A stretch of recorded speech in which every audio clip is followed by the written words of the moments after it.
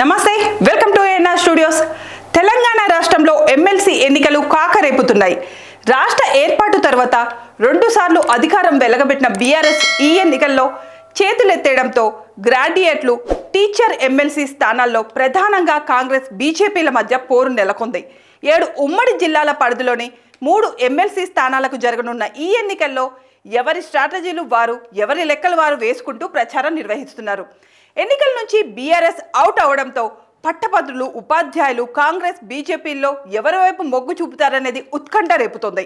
ఢిల్లీ ఎన్నికల్లో విజయడంకా మోగించి ఫుల్ జోష్ మీద ఉన్న బీజేపీ ఢిల్లీ ఫలితాలే రాష్ట్రంలో 3 ఎమ్మెల్సీ స్థానాలతో పాటు రాబో స్థానిక సంస్థల ఎన్నికల్లో బీజేపీని గెలిపిస్తాయనే ధీమాను వ్యక్తం చేస్తున్నారు రాష్ట్ర బీజేపీ నేతలు. ఢిల్లీ ఎన్నికల ఫలితాలు రాష్ట్ర కాంగ్రెస్ను కొంత నిరాశ మిగిల్చినప్పటికీ తెలంగాణలో ఆ ప్రభావం ఏమాత్రం ఉండదనే అంచనా వేస్తున్నాయి అధికార కాంగ్రెస్ పార్టీ శ్రేణులు. ఖచ్చితంగా రాష్ట్రంలో ఎమ్మెల్సీ, స్థానిక సంస్థల ఎన్నికల్లో తమదే పైచేయి అవుతుందని ధీమా వ్యక్తం చేస్తున్నారు. మరోవైపు బీఆర్ఎస్ ఎమ్మెల్సీ ఎన్నికలకు దూరమని ప్రకటించింది. ఏ ఈక్వేషన్స్తో ఈ నిర్ణయం తీసుకుంది, ఎవరితో ఏ ఒప్పందం చేసుకుంది, పరోక్షంగా ఏ పార్టీకి మద్దతు తెలుపుతోంది, ఇన్సైడ్గా ఎవరికి సహకరిస్తుంది అన్న చర్చ పొలిటికల్ సర్కిల్లో జోరుగా సాగుతుంది. లోక్సభ ఎన్నికల్లో బీఆర్ఎస్ ఇండైరెక్ట్గా బీజేపీకి సహకరించిందన్న ప్రచారం ఉంది. ఫామ్ హౌస్లో ఎమ్మెల్యేల కొనుగోలుకు బీజేపీ నడిపిన ఎపిసోడ్, ఆ తర్వాత ఎమ్మెల్సీ కవిత నిందితురాలుగా ఉన్న లిక్కర్ స్కామ్ దేశవ్యాప్తంగా సంచలనం సృష్టించాయి. లిక్కర్ స్కామ్లో కీలక నిందితురాలుగా ఉన్న కల్వకుంట్ల కవితను బయటపడేసేందుకు కేసీఆర్ బీజేపీతో రహస్య ఒప్పందం కుదుర్చుకున్నారన్న ప్రచారం ఉంది.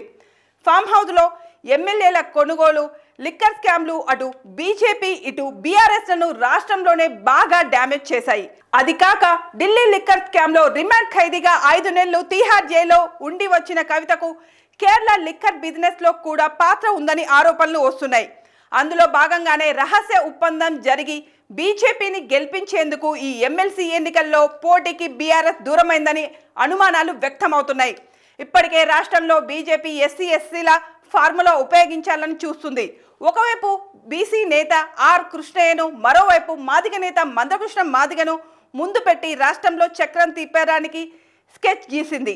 అందులో భాగంగానే ఆర్ కృష్ణయ్యకు మరోసారి రాజ్యసభ సభ్యత్వం, మందకృష్ణకు పద్మ అవార్డు దక్కాయన్నారు. ఇక ఒప్పందం ప్రకారం బీఆర్ఎస్ కనుక బీజేపీతో కలిసిపోతే రాష్ట్రంలో కాంగ్రెస్ దూకుడుకు చెక్ పెట్టవచ్చనే అంచనాల్లో బీజేపీ ఉంది.